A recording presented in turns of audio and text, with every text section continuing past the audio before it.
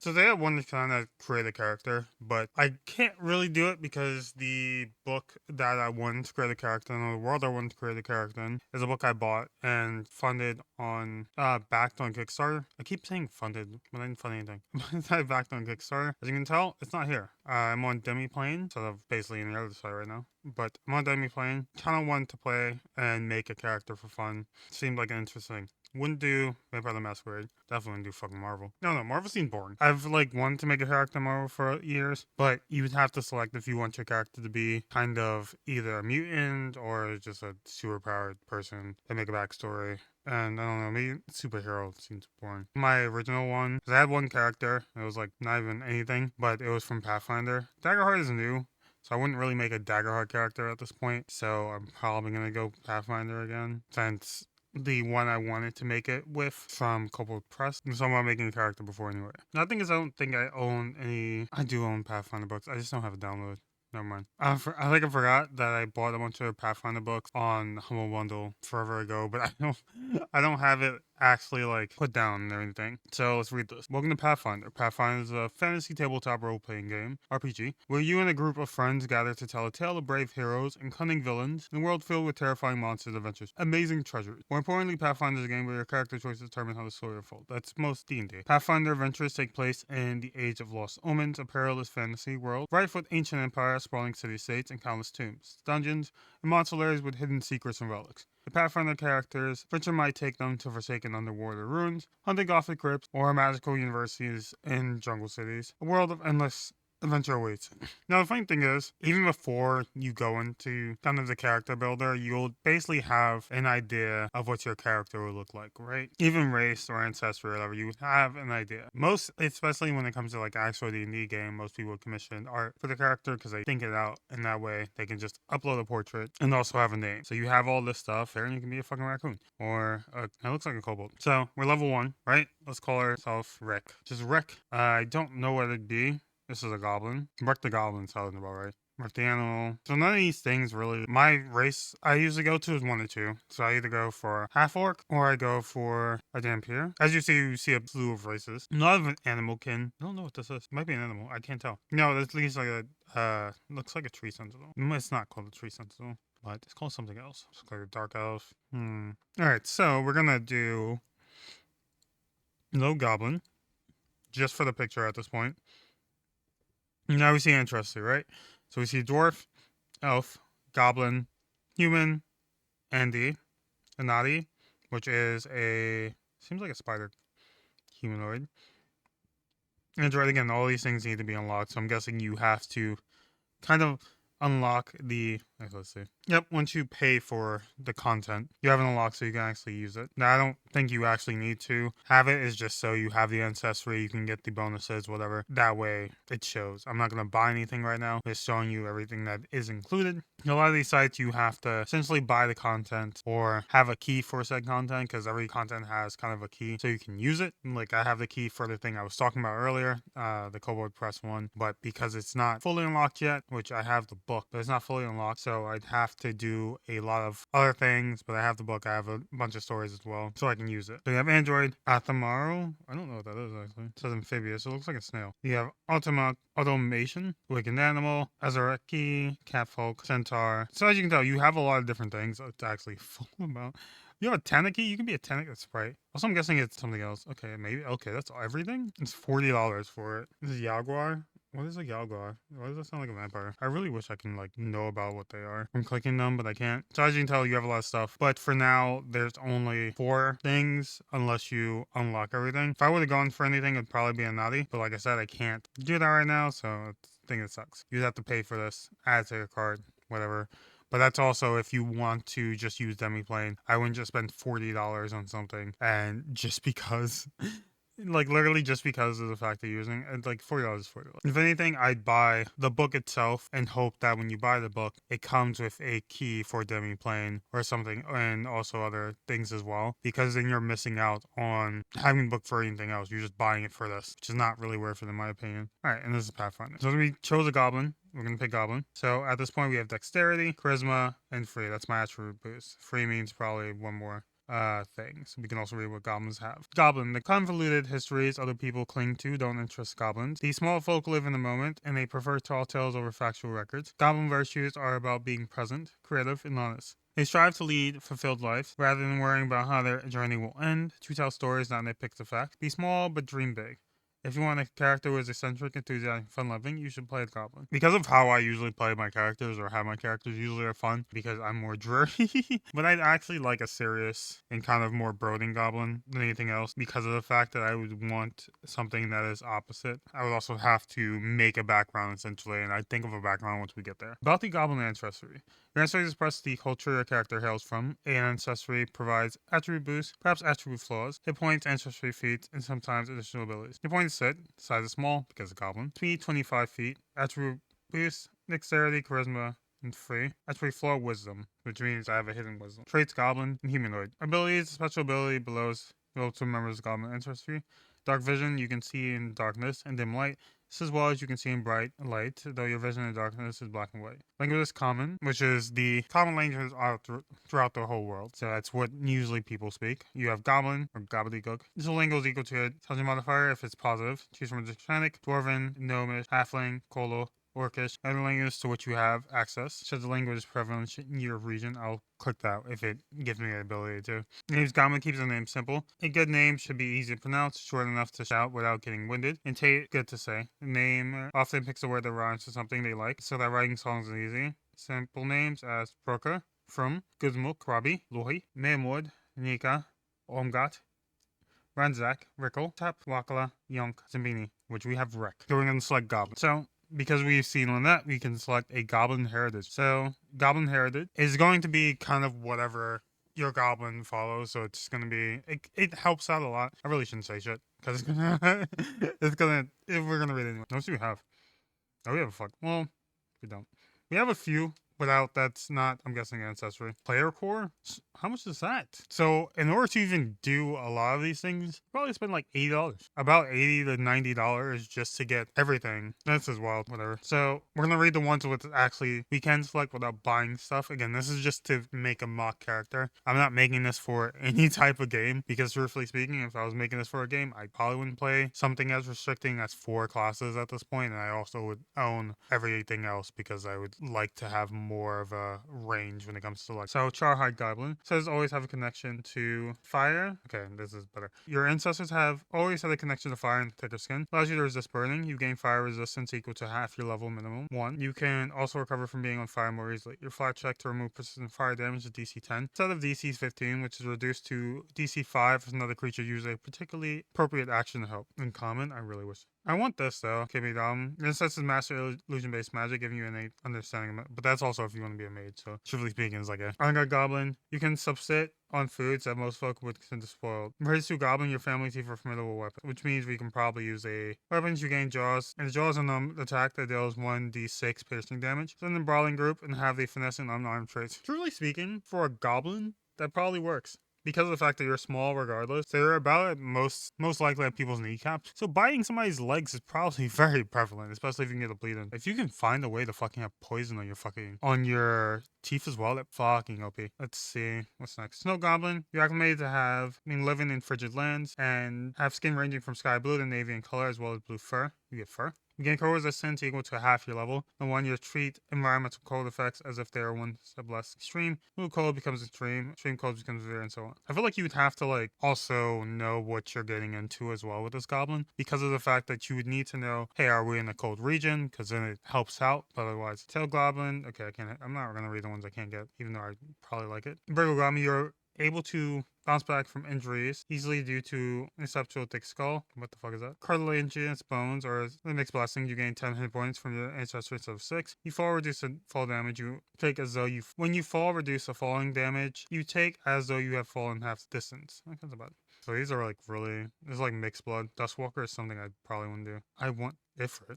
I'd want these, but like they also. But because of the fact that I can't take them, I'm not going to care about them. So.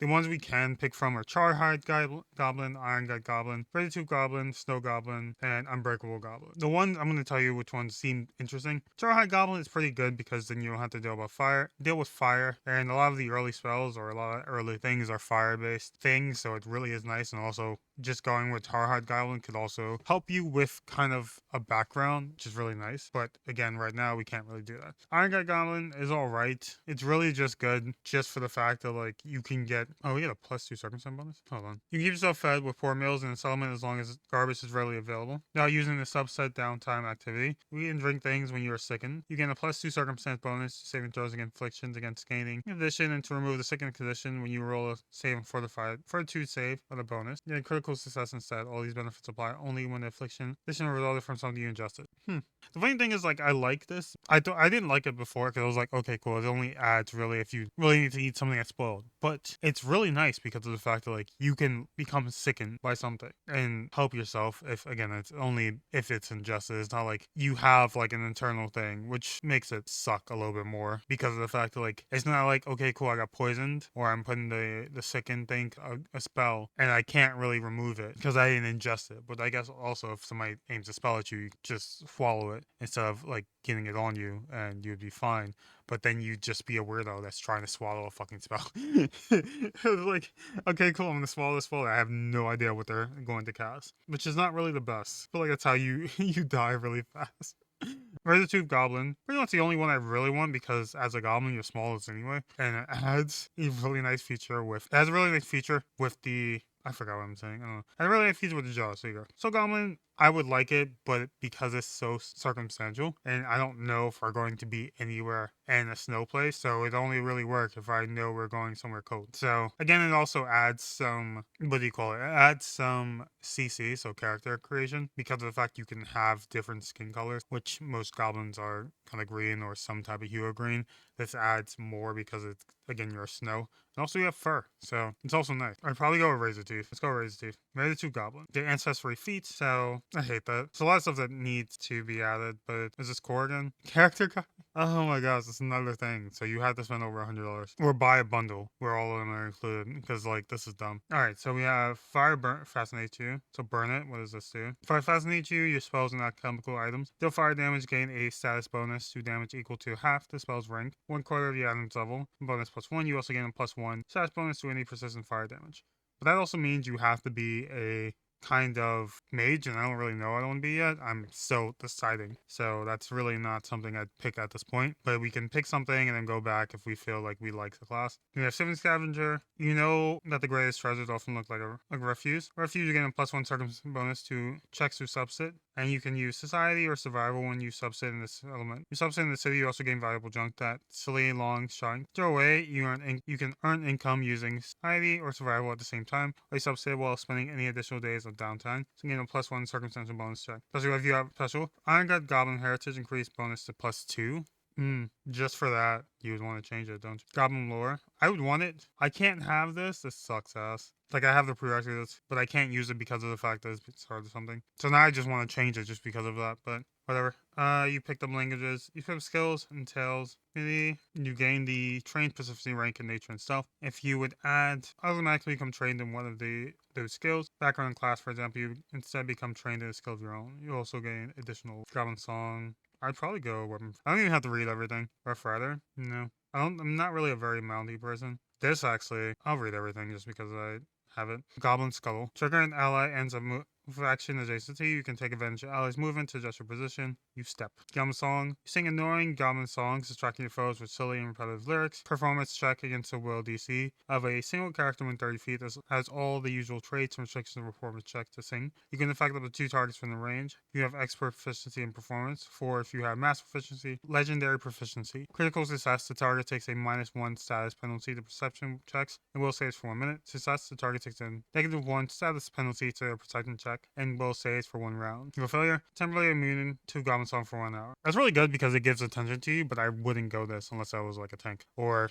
I needed to distract somebody during like a weird scene essentially. Like this would be great RP wise because it can be, you can make somebody bring out attention to you while somebody else sneaks. So let's say you're not a rogue and you have a rogue in your party and they're about to get caught. You use Goblin Song and hopefully you pass it and the person will get onto you. And they won't be able to recept the rogue essentially. Goblin Weapon Familiarity, which I'm guessing is like a weapon proficiency. Others may look upon them with disdain. Others may look upon them with disdain. You know the weapons of your people are as effective as they have sharp. You're next to all uncommon weapons with a Goblin trait. You have familiarity with weapons with the Goblin trait for the purpose of proficiency. Any of these weapons that are martial weapons are simple weapons, and any that are advanced weapons as martial weapons. In 5th level, whenever you get a critical hit with one of these weapons, you get this critical specialization effect. That's actually fucking OP. I love that though.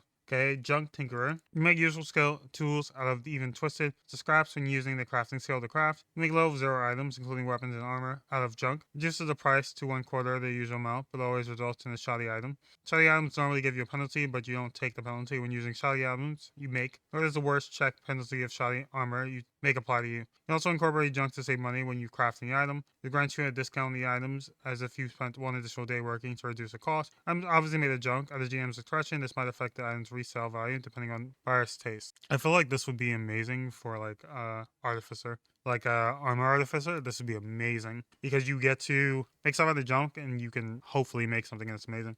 I want so much different things. This would be fucking amazing. It'd be so amazing. Here we have Rough Rider. You are especially good at riding traditional goblin mounts. You gain the ride feat even if you don't meet the prerequisites. You gain a +1 circumstance bonus to nature checks to command an animal or a goblin dog or wolf mount. If you gain a wolf as an animal companion, it gains the mount special ability. You gain an ability that grants you an animal companion with the mount special ability. You can choose a wolf. So essentially, if you go a hunter goblin, you get a companion like a wolf, you can use it as a mount, which means you can be, again, you'd have to know what you want, like class wise, before you really pick these, because it's very hard to pick something. It's like, fuck, I could get that, but I can get this, and then you have a feat and it doesn't really go well with you, right? Last one is very sneaky. Taller folks rarely pay attention to the shadows at their feet. You take full advantage of this. You can move 5 feet farther when you take a sneak action up to your speed. Addition, as long as you continue to use sneak action, see it your self checks. Don't become observed if you don't have cover or greater cover. Are concealed at the end of the sneak action, as long as you have cover or greater cover, or concealed at the end of the turn. So this would be amazing for rogues. I might be going a rogue or some type of thing like that, so we'll see, but I'll pick very sneaky for now. So we have 2 things. We have our heritage and we have ancestry feats. Now we're on to our ancestry boots. We have dexterity, so we can't select it. This option, default ability boost, dexterity, charisma, and free, and flawed wisdom for your goblin ancestry, default. Or select 2 attributes of your choice to boost. I mean, I like kind of what it gives me. Dexterity and charisma is pretty good, so let's choose default. We still have to select it. I mean, if we select dexterity, we get a 0. Oh, the free was the wisdom. It was a 1. So, and because we're doing the fault. Well, it's okay, that worked. And now we just have a 0, so we don't actually get a negative in our wisdom checks, which is actually great. Okay, we finished that. Now background. Now, again, I can read this. Backgrounds allow you to customize your character based on their life. For adventuring, this is the next step in their life story. At their ancestry, which reflects the circumstance of their birth. The character's background can help you learn, train more about their personality while also suggesting what sorts of things they're likely to know. For events set your character on the path to the life of the adventurer and how their circumstances relate to their background. At first level, when you create your character, you gain a background of your choice. In permanent, you can change it at later levels. The background listed here grants 2 boasts, a skill feat in the trained proficiency rank and 2 skills, one of which is a lore skill. If you gain the trained proficiency rank and a skill from your background, it would then gain the trained proficiency rank and the same skill from your class at first level. You instead become trained in another skill of your choice. So we have Abadar's Avenger. Haljan really has some nerve. For the supposed disciple of Abadar, Torchi dares to start collecting trinkets in hopes of emulating. Okay, we'll do it. What the hell? I don't really care about this. 2 ability boosts, 3 charisma wisdom, 1 is free ability boost. You train the religion. Lore, you gain the assurance skill. I'm not gonna read everything. That's actually far. Able Cartier. To the choice of deception or diplomacy skill, you get a skill feat for charming liar if you chose deception, or hobnobba. Okay, your skill that learning information through conversation to gather information. Reaching ability takes you half as long as normal. So reducing, this wouldn't work well because I have the sneak skill, so it wouldn't work well. So then you have to kind of work with I feel like the background you have should work with your ancestry, what you have. Remember, I have basically sharp teeth. I have very sneaky. So now I'm going to have to pick something that works with that. Acrobat could work because, again, it's flexible. And also misdirection is also really nice. Barracks in the circus lore, you get steady balance skill feat, which I'm guessing it's like when you catch your balance. Okay, always chosen last. Underdog. Okay. The ability to train the society skill in the game's lore, you gain the streetwise skill feat. Specialized information on their lore feature many subcategories. You might have military lore, sailing lore, so you get a lore. So we're not going to read everything here. Again, it's a lot of work. Archer, artisan, artist. There's a lot. Nope, that won't work with us. Venice. The fuck is this? Important priest. Okay, then nope. Barkeep. No. Bibliophile, I'm guessing that's like a good book, yeah. Like I said, we need something that is very much roguish. Because at this point, we have stuff for rogue. So we need something, I'm guessing it's another, like, great families. Got you. Warrior, child charlatan, child notoriety. No. The whole point is, like, not to be seen, not to be known. So we have to look for something that actually is not to be known. No. Conservative, corpse stitcher. Interesting. I have a character I can make. Criminal could work. Train the stealth in underground lore. Smuggler skill. Smuggle things past the authorities when GM rolls your stealth check. This could work a lot. So we're gonna still go down to see if something that's nice. If you're a legendary in stealth, you see it in hiding it small. Concealed item from it also small. Kind of chaos seems interesting. Charming liar skills, this is another thing. Chaotic Destiny, Fortune, trigger. Fail a saving throw during combat. See once per day. Effect Chaos intervenes on your behalf. At the last instance, as you fail a saving throw, draw a Harrow card. For the saving throw you failed, take the result of the reroll, but if you drew a card from the suit of crowns, the result of 1 degree of success. This would work a lot. But the thing is, I don't want to be a chaotic fucking person in the dark. It doesn't help me, because then I'm going for chaos. With stealth, you don't really want to, like, draw attention to a situation. That's the thing. Dedicated Delver? Nope. Sage, Dragon Scholar, Dreams of Vengeance? No.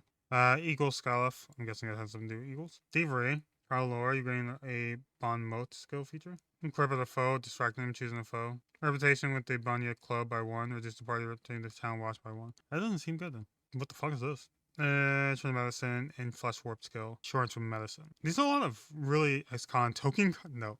There's a lot of really good stuff. Feral Child is funny to me. Fey Friend. Ooh, wait. Deception and Fey Lore skill. There's a lot of charming liars. There's a lot of charming liars. There's a lot. Which is why I said I'm not going to read everything. Because before it's just like a handful of things. Because of this background, there's a lot of fucking backgrounds. Goblin Blood Orphan. I really want to know what this is.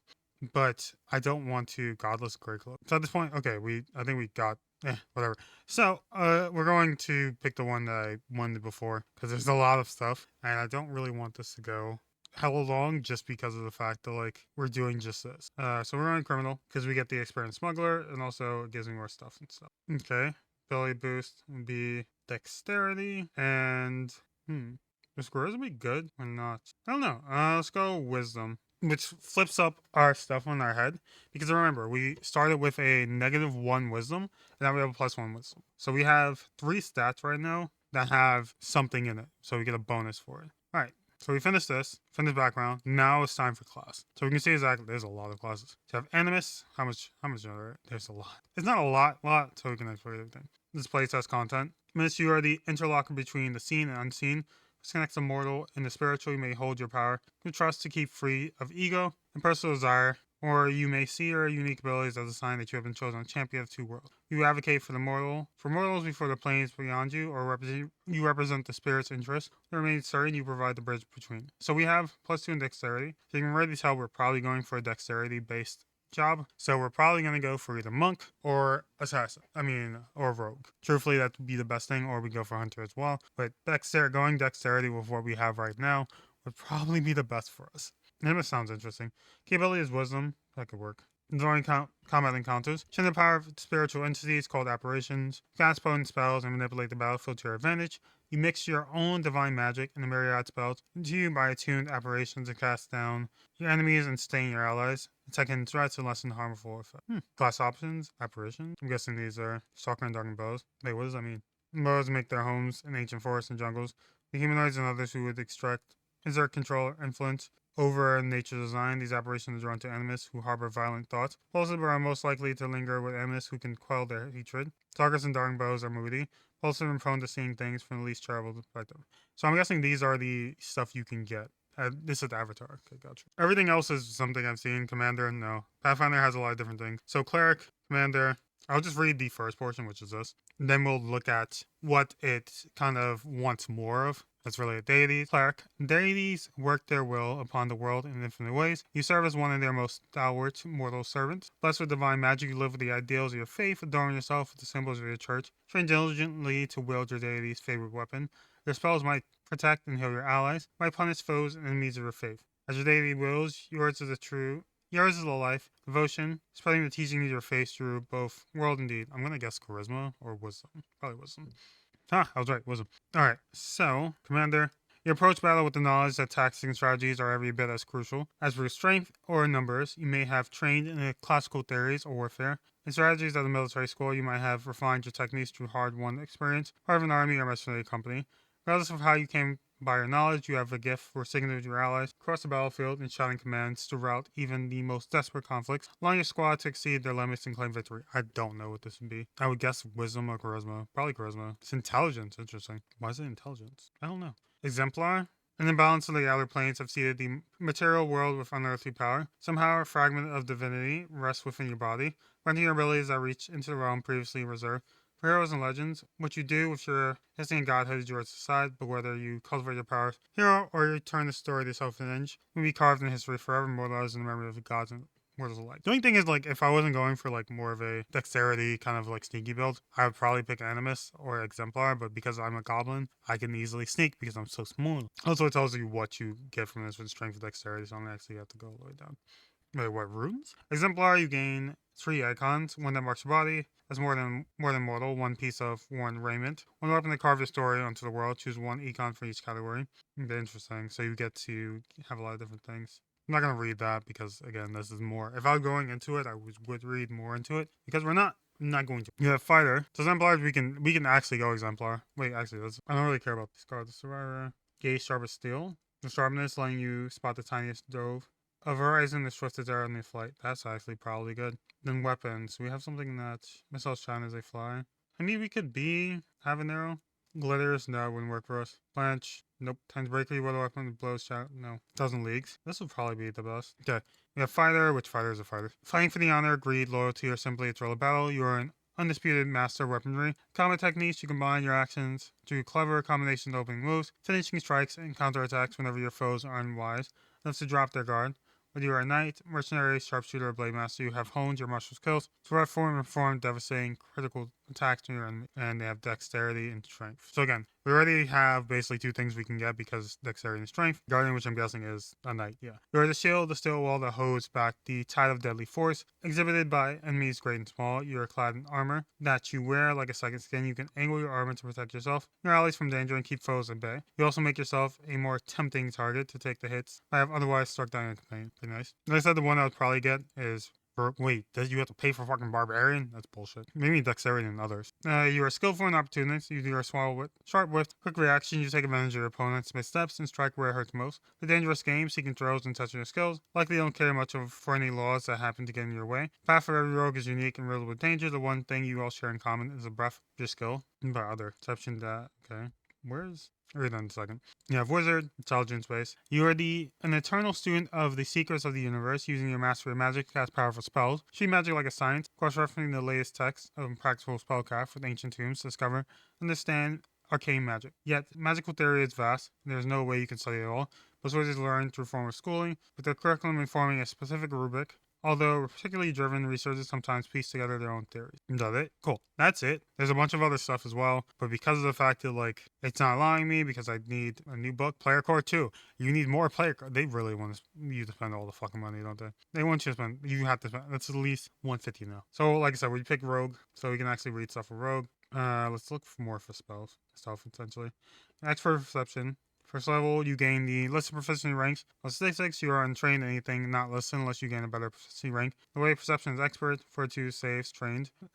Reflex saves expert, attacks trained to simple weapons, martial weapons, unarmed attacks. Defense is trained in light armor and on the defense. Skills trained in stealth, which is really good because we have stealth. And one of the skill base determined by your rogue's racket. Trained in number of additional skills equal to 7 of your intelligence modifier, which we have really none. Class options, Rogue's Racket. You begin to develop your techniques approach to a job while building your reputation in rogue circles. Mastermind. Rely on your intelligence to craft intricate schemes, planning 10 steps ahead. Whereas in my plan 3, you have been a driven detective, spy master in the service, or powerful, also inspiring crime lord, information. Ruffian. Seems like I can pick any of these now. Get this talking about player core, and a lot of these need player core. So most likely, I'd probably only be able to play Thief. Hopefully, we'll see. Ruffian, you prefer the direct approach. Just from that, you already know we're not going for that. Strong arm and intimidation, you might be an enforcer of some organized crime. Hired bandit or noble who bullies others with threats of your family's power. Scoundrel, use fast talk and flattery Your tongue to avoid danger and escape tricky situations. Like a grifter or con artist, or you might use your skills in certain reputable professions like a barista or a diplomat. Again, no. Then thief, nothing beats the thrill of taking something that belongs to someone else. A pickpocket working streets, a cab burglar sneaking through windows, or even a consultant to your client's vaults for openings. Truthfully speaking, I don't really know where I'd go. Probably besides the thief. Again, like nothing else. I can't select anything else because again, I don't have it. I would definitely go monk if anything else. Ranger also really feels nice. Swashbuckler is probably alright, which, because let's look at everything as dex. Swashbuckler has dex, so that'd be something we can play. Ranger has dex for play. Again, something we can play. Monk, strength plus dex, we can easily play that. Magus, also strength plus dex, we can play it. So we have a lot of things we can play. But because of the fact that like it's locked behind a book, we can't play it. So we're gonna select Rogue. Cool. So level 1 key attribute is going to be our dexterity. So we already have +3 from dexterity from the jump already, which is really fucking big. We have attributes that you get from class of first level you have 3, so we're gonna get dexterity 4. Okay, and then we're going to get intelligence. So something said about intelligence is needed. Constitution is somewhat needed, but not really. It should be needed. It helps with you. Again, read it just now. Constitution measures your character's overall health and stamina. Constitution is important stats for all characters. Those who fight in close combat. Constitution modifier adds to your hit points saving. So just because of that, when you have close, because we're a rogue, we get 1. We already get 15 hit points now. Now the last ones really matter the most. Wisdom is common sense, awareness, and intuition. First added to perception will save. We are a rogue, so we need perception. So yeah, that works. Charisma would have been helpful as well. Measure the character personal magnetism and strength for personality. Score helps your influence the thoughts and moods of others, and then you have strength, which the last one we didn't select. Measure the character physical power. Strength is important if your character plans to engage in hand-to-hand combat. Your modifier gets added to melee damage rolls and determines how much your character. So we have that. And we have rogue skill training, which I don't remember. So acrobats, how much do we have? We have 8 points. Ability to perform tasks, requiring coordination and grace. Okay, so again, we're gonna go anything that's dexterity based or has more stealth based, right? So stealth already. We can't even train the stealth. We can't train stealth because it's too high. So it's already trained, so I guess we can't do anything unless it's trained. So thievery, we can get 1 and trained. Underworld lore is already there. So we have stealth, we have basically everything dexterity I need, besides acrobatics. So flanks we don't really need. Crafting we can use. Deception is really good as well. Diplomacy, Relation, no. Medicine, maybe. Cultism actually does sound really nice. Let's read it. They're great about ancient philosophies, esoteric lore, obscure mysticism, and supernatural creatures. Even if you're untrained in occultism, you can use it. Cool knowledge. We can use that. It's really nice. Performance, charisma, religion, society. I should probably know about society as a rogue. You understand the people and system that make civilization run, and the historical events that make societies what they are today. Further, you can use that knowledge to navigate the complex physical, societal, and economic workings of settlements. Society, you can use it. It's not really for me next. Survival's needed. How much do we have left? 6? 2 more? So last ones that are here. Society, religion, performance, nature, medicine, intimidation, diplomacy, athletics, and arcana. Measures how much you know about arcane magic and creatures. Trained, you can use recall knowledge. Truthfully speaking, knowing arcana can help us with certain traps. So we can go arcana, and then because again, you're just one person to cog. So you shouldn't think, okay, cool, I'm doing this by myself. You should always think to yourself, okay, cool, I'm gonna have people with me, so I can go with different stuff because people are going to fill in that gap. Truthfully speaking, medicine would help. Nature would also help as well. There's the next 2. Wounds and help you recover from diseases or poison. If you're untrained in medicine. Nature, you know, it's your world and you command and train animals. This would actually be really nice. It depends if I want to patch up. Because I'm a rogue, I don't need to patch myself up, but it'd be nice to have a way to patch myself up after a fight, depending on how hard I get hit. And nature is really good because of nature. I don't know if I want to be a rogue that knows stuff about nature or a rogue that knows stuff about medicine. Both are really nice. But if we had like a cleric, they'd take medicine, so I'm going to take nature. Or if you have a druid, they take nature. But truthfully, animals would be nice, because if I can get an animal companion, lit. Okay, rogue initial proficiencies. We're already over where I want to go, but it's fine. It's going to be edited down. It's fine. Okay. Initial proficiency is at first level you gain the list of proficiency ranks. Statistics, you are untrained in anything not listed unless you gain a better proficiency rank some other way. Profession is expert. Saving throws, trained in fortitude, expert in reflex, expert in will. Skills trained in stealth, trained in 1 or more skills determined by your rogue's racket. Number of additional skills equals 7 plus your intelligence modifier. I have a +1. Tech trained simple weapons, martial weapons. Unarmed attacks trained in light armor and unarmored defense. Rogue DC. So now we can pick. So again, it's something that we haven't trained in. We can't really do this until we start playing, essentially. So remember when I was like, okay, cool, maybe I'll go this. Now I can just get medicine. So I have both now, which helps me. Okay, Rogue's Racket. This is when it tells me what I can do. The funny thing is, like, I don't really know what I want to do. because Mastermind seems really good, but Thief is probably the best. Scoundrel is probably the best for us if we do get caught. So I'm probably going to pick Scoundrel. You use fast talking, fiery, and silver tongue. The danger escapes tricky situation. You might be a grifter or con artist. But use your skills in certain reputable professions like British diplomat. When you successfully feint, the target is off guard against your melee attacks until the end of the next turn. Critical success, the target is off guard against all melee attacks. At the end of the next turn, it's not just yours. If you feint while wielding an agile, finesse melee weapon, which is like a dagger, which I'm going to use using daggers or bow, you can use, or both, dagger and bow. You can use step immediately after a feint as a free action. You train deception and diplomacy. You can use charisma as your key attribute. I don't like that. It's like a did nothing. You can use wait what?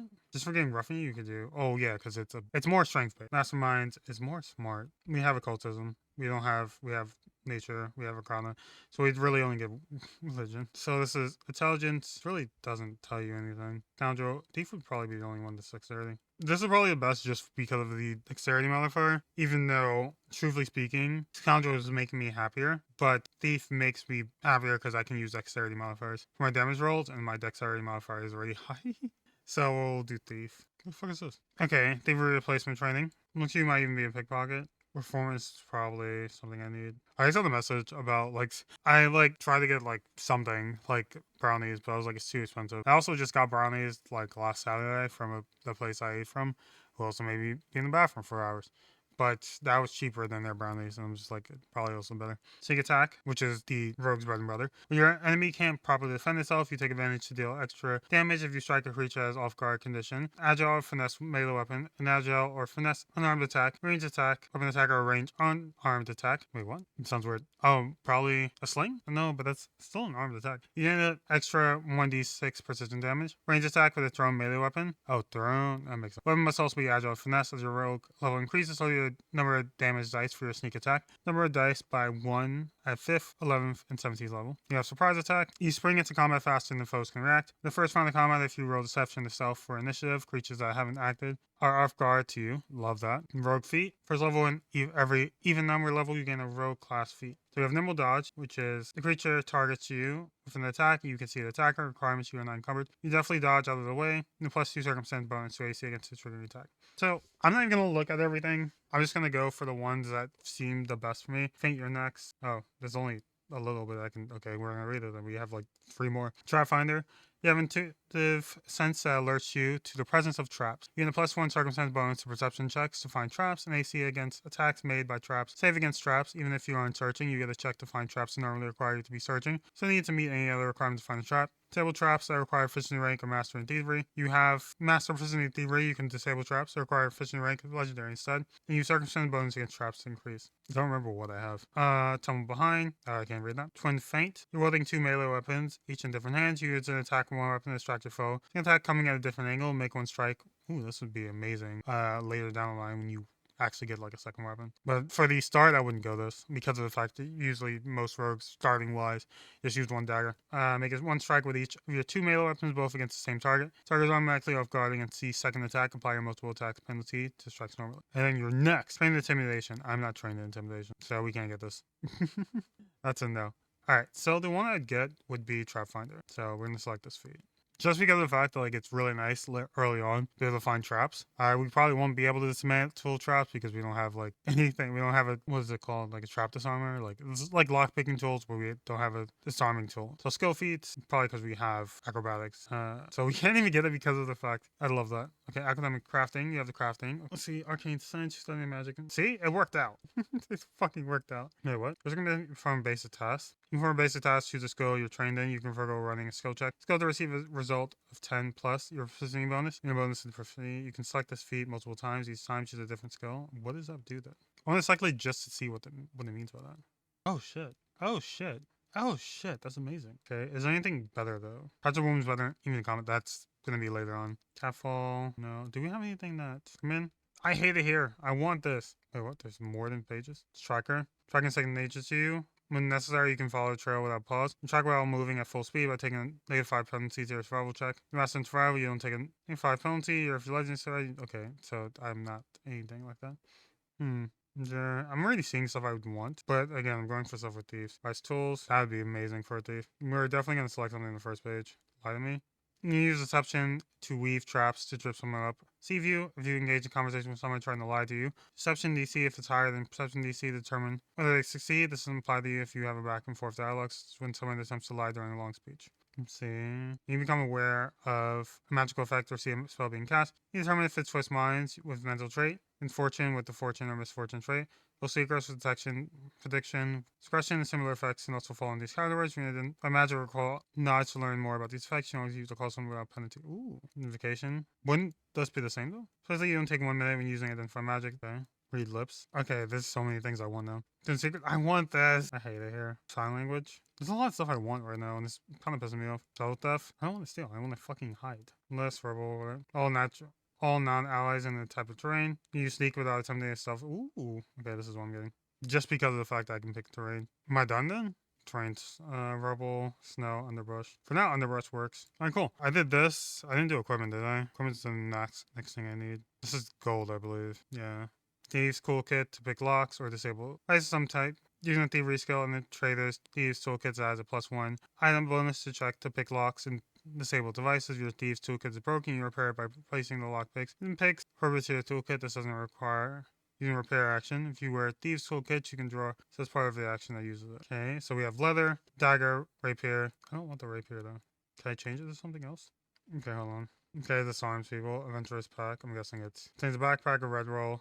Stop. Here's a chalk flint and steel, 50 feet of rope, 2 weeks ration, soap, 5 torches, and a water skin for water. I definitely need that. Don't ever do that. Climbing kit, which means grappling hook. Doesn't fit into that. Most spikes can be used an anchor, kick. A hammer and the grappling hook. Once other crampons. Attach yourself to a wall while you're climbing. This is amazing. And then Thieves Toolkit.